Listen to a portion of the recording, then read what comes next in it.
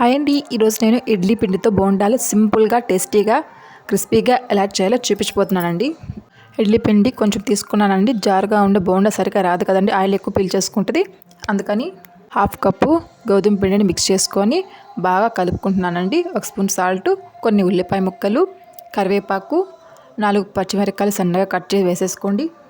మొత్తం మిక్స్ చేసుకోండి. పిండి మరి గట్టిగా కాకుండా జారుగా కాకుండా మీడియంగా కలుపుకోండి. అలా కలుపుకోవాలనుకోండి బోండా మంచి కలర్ వస్తుందండి. కడాయిలో డీప్ ఫ్రైకి సరిపడా ఆయిల్ పెట్టుకోండి. వేడెక్కాక బోండాలు కొంచెం కొంచెంగా తీసుకొని అలా నూనెలో వేసేసుకోండి.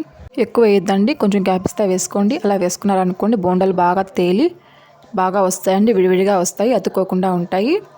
మీడియం ఫ్లేమ్లో పెట్టుకొని కాల్చుకోండి. మీడియం ఫ్లేమ్లో కాల్చుకుంటేనే బోండాలు చాలా బాగా కాలుతాయి, మంచి కలర్ కూడా వస్తాయి, టేస్ట్ కూడా చాలా బాగుంటాయి. హై ఫ్లేమ్లో పెట్టుకొని కాల్చుకున్నారనుకోండి బోండాలు మాడిపోతాయి, సరిగా ఉండవండి. దోసపిండి లేనప్పుడు ఇలా ఇడ్లీ పిండితో బోండాలు ట్రై చేసుకొని తినండి, చాలా చాలా బాగుంటాయండి. మార్నింగ్ టిఫిన్లోకైనా ఈవినింగ్ స్నాక్స్లోకైనా. వీడియో మీకు నచ్చితే లైక్ చేయండి, సబ్స్క్రైబ్ చేయండి.